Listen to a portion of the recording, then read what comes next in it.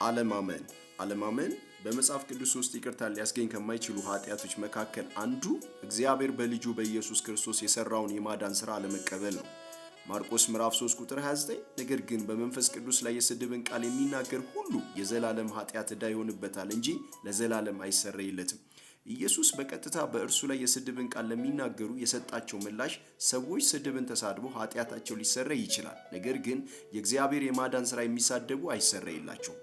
የሰው ልጅ እግዚአብሔር በልጁ በኢየሱስ ክርስቶስ የሰጠውን የመዳኛ መንገድ ችላ ካለና ካክፋፋ የዘላለም ሞት ፍርድ ቅጣት ይቀበላል።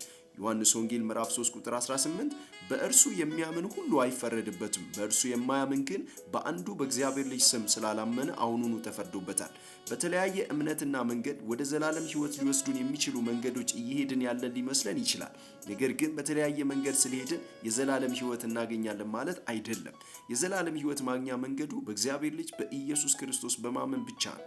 አንደኛ ዮሐንስ ምዕራፍ 5 ቁጥር 16 ለሞት የሚያበቃ ኃጢአት አለ፣ ስለዚህኛው ግን ይጸልይ አልልም። እኛ ክርስቲያኖች ማወቅ የሚገባን በጌታ በኢየሱስ ክርስቶስ ላላመኑ ሰዎች ጌታን እንዲያገኙ መጸለይ ይገባናል። ነገር ግን የእግዚአብሔርን ልጅ ኢየሱስ ክርስቶስን አንቀበልም በማለት የክህደትን ተግባርና የዘቀጠ የኃጢአት ልምምድ ውስጥ ለተዘፈቁ ከዘላለም ፍርድ ስለማያመልጡ ስለእነርሱ መጸለይ ምሕረትን አያስገኝም። እግዚአብሔርን ባመንነው ቁጥር እያወቅነው እንሄዳለን፣ ባወቅነው ቁጥር በእርሱ መኖር እንችላለን።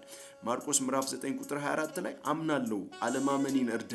ይህ ሰው ፍጹም ትህትናን በተሞላበት መልኩ ለእግዚአብሔር እርዳታን ጥያቄ ያቀርባል። ስለሆነ ማንም ሰው በእግዚአብሔር ፊት በመቅረብ እግዚአብሔር አለማመኑን እንዲረዳ ከጸለየ የእግዚአብሔር ልጅ ኢየሱስ ክርስቶስን በማመን ከሚገኝ ከዘላለም የኃጢአት ፍርድ ይድናል። ለአለማመን መፍትሄው በእግዚአብሔር ልጅ በኢየሱስ ክርስቶስ ማመን ብቻ ነው።